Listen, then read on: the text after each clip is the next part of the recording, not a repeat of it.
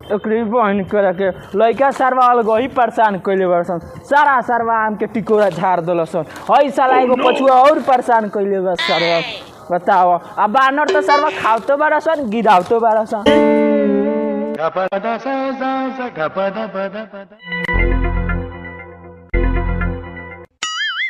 का रे लेके बैठ गए बड़ी सवेरे सवेरे भर थरिया। का हो बाबूजी एगो तो छाट पर खाना घोटात नहीं के ओमे तू कहत रह के लेके बैठ गइल भर थरिया। ठीक बा हुड़ के भर ले अपन बड़का हड़िया। आ तारा केने से लग गइल है बड़का हड़िया। अच्छा ठीक बा खो खा के तोरा कतहू नहीं खे जाए के सीधे तोरा बगीचा जाए बा। सारा सरवा लइका आम के टिकोरा झाड़ देले बरसन। हाँ तो छाट ये तो काम करेबे करबो। एगो छाट हमर बियाह कराए के बा त करावत नहीं ख निमन मिलो हुरे के दुनु जना के तरेसा एगो तो तोरा के देख के गइलसन तो अभी ले ना बोलैलसन लड़की देखे तो हम का करी कितना अगुआ बोलाई।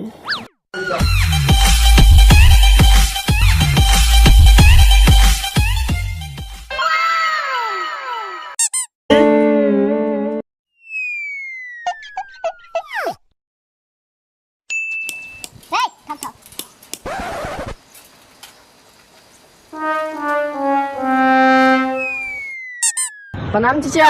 प्रणाम आई कुर्सी पे बैठे। कहते हैं चाचा रो लड़का देख ला एक सप्ताह हो गई कुछ बताई ना हमरा के कि लड़के के घर जाके कुछ बात बताई हो। बबुआ सब इन्हें फोन करावे लगे कि लड़का वाला का बोलाई काल लड़की देख के जाओ लो। ठीक बा तब चाचा लड़के के घर जाता नहीं आज खबर पहुंचा देवे कि कल उ लड़की देखे आई लो। ठीक बा तो तैयारियों में रहे लो कल। ठीक बा हां जाता नहीं। ठीक बा बाबूजी हम खा लनी अब जाते न बगीचा तू अगुआ का पता कर। ठीक बा जो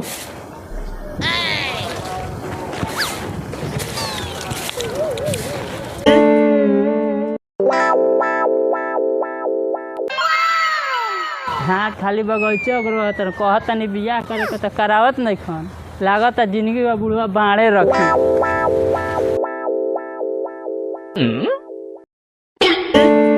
अरे साला अगुआ हकारी बुझात कि बिया हवा अब हमार लगा दी। रुका के पूछा तनी कहाँ जाता। रुका भूलन चा रुका कहत है रउआ कुछ बतैनी ना कहे जाइन सब लड़की देखे। कैसन लड़की रे बाबू आ ते केकर लड़का हविस। अब भाग रे सर ई कैसन भुलक्कड़ अगुआ से पाला पड़ल बा। अरे वो हमरा के नहीं चिन्हत भेड़ा सिंह के लड़का हमी ओ दिन 2 तारीख के ना रहनी लड़की वाला के लेके। ओ चिन्ह गनी उते ही लड़का है का रे बाबू। हाँ हमी उ तो तनी भुला जइले बाबू ओही से तनी चिन्हे में गबड़ा गइला। उ तो तोहरे घरे जात रहनिया कहे खाती कि कल लड़की देखे जाए के बा। अच्छा साचो का। हाँ ठीक बा जाई दुआर पर बाबूजी दुआरे पर बैठल बनी जाके भेंट कर ली। ठीक बा बाबू जाता नहीं। अगुआ दुआर पर आ गलो अब लागत कि हमार बियाह हो जाए लेकिन बहुत सार बुढ़वा पर हमरा विश्वास नहीं के कहीं दहेज ज्यादा मांग देलस तो बियाह कर दी। अब चलो तनी बगीचा में बैठ के अपना दोस्तों लगे फोन करे अब की ओकरे के भेजे लड़की देखे।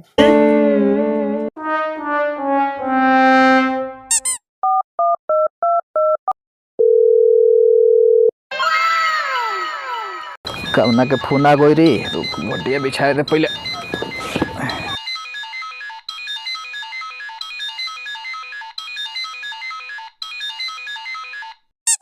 हेलो कहाँ बड़ी पार्टनर। घरे बनी बोल का कहत रे। कहता निकाल लड़की देखे जाए के तोरा हमरा खातिर।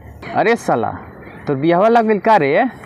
अरे भाई बियाह तो लाग गइल बा अब तोरे भरोसा बानी। बुढ़वा हर बेर ज्यादा दहेज मांग के बियाह लाग ही ना देला वही से तोरे का भेजा तानी अब सब कुछ तोरे देखे के बा। अरे ठीक बा यार टेंशन ना ले काल तोर बियाह कसहू हम सेट करके आएम टेंशन ना ले एकदम तोर काल सेट हो जाई बियाह। ठीक बा कल टाइम से चल जाए बुढ़वा संगे लड़की देखे। हाँ चल जाम यार टेंशन ना ले काल चल जाम बुढ़वा संगे रखा तानी। ठीक बा।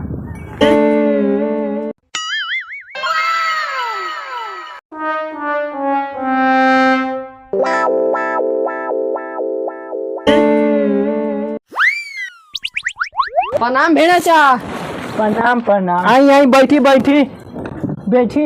रउए पास हो तो कितना दिन से कहिए ना लड़का देख के गईनी आज ले कोनो लड़की तरफ से खबरे ना आई। अरे महाराज घबरात काहे बनी, हम वही ला ओइनी है तो काल चले के बा लड़की देखे, तबे नु शादी ब्याह की आगे बात बढ़ी।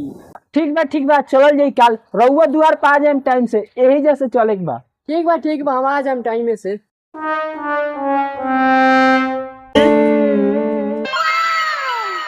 का महाराज कितना दूर बा लड़की के घर बा ऊपरा से साइकिल चला गाड़ दुखा गई।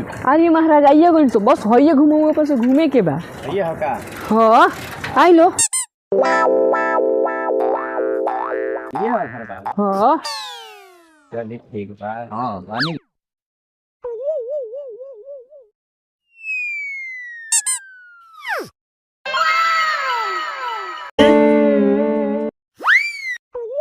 प्रणाम लौटू साहब। प्रणाम बैठी जो तो बबुआ हित लोग नाश्ता करा के लमका गुलका मिठाई में से लेके आओ। हाथ तोरा बहिन के रखे ई कौन मिठाई हो लमका गोलका। ठीक बा बाबूजी जी हम नाश्ता लेके आओ तनी। हाई लो मेहमान गोलका लमका से नाश्ता करी लो।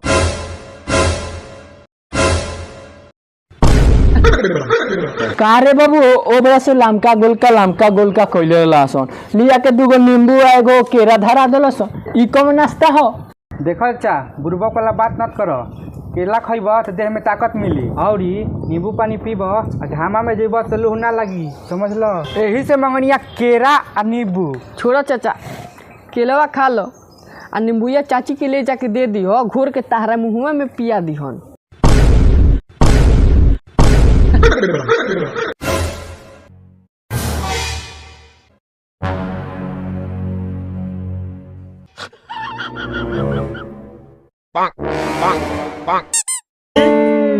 चाचा नाश्ता पानी तो हो गइल, अब लड़किया के बोलवाबो जे देख लिया।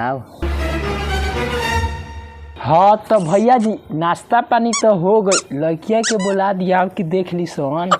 काहे ना जरूर जो बबुआ झुलनी को बुला ले आओ। ठीक बा। हट दो गला दे छोड़ हमार, तोरा ये मिलल हमार बियाह करे खातिर लंगड़ लूल। हमें थोड़े बियाह हो लगल बन तोर बुढ़वा लगल बा, जाके बुढ़वा से कहू। रह जालो दोगलाल तहां लोग हम बियाह करवा देतन। अरे साला बड़ा लड़की बिया रे। रे हौ कौन हरे लइको जौन झाकता। अरे ऊ तो लड़का के तो दोस्त था।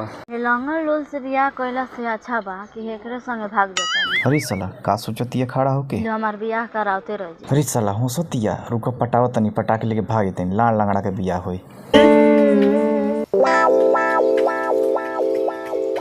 का वैसे झाकतली चल कब से ही ताके बैठल बारे लो।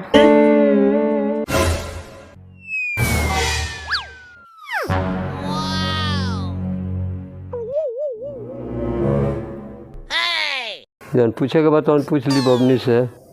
का नाम है बबनी तहार। झुलनी कुमारी। आ कहवा ले पढ़ले बारू। आंगनबाड़ी से लेके बड़का स्कूल ले। अरे बबुनी कहे के मतलब इनकर ई बा तू कौना क्लास ले पढ़ले बारू। हाँ तो ऐसे पूछी कि कितना ले पढ़ले बारू तो पूछा तनी कहवा ले पढ़ले बारू। हाँ तो उहे नु पूछा तनी कौआ क्लास ले पढ़ले बारू। 8 क्लास ले पढ़ले बानी। अच्छा ठीक बा बबनी अब तू जा।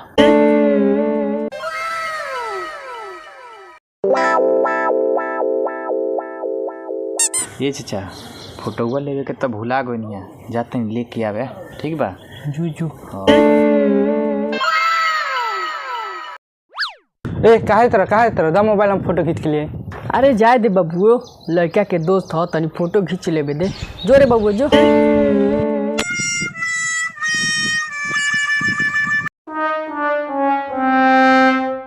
तनी जाइबे बबुआ देखबे बबुआ फोटो खींचे गइल कहाँ रह गइल तनी बुला लिए पे। ठीक बा।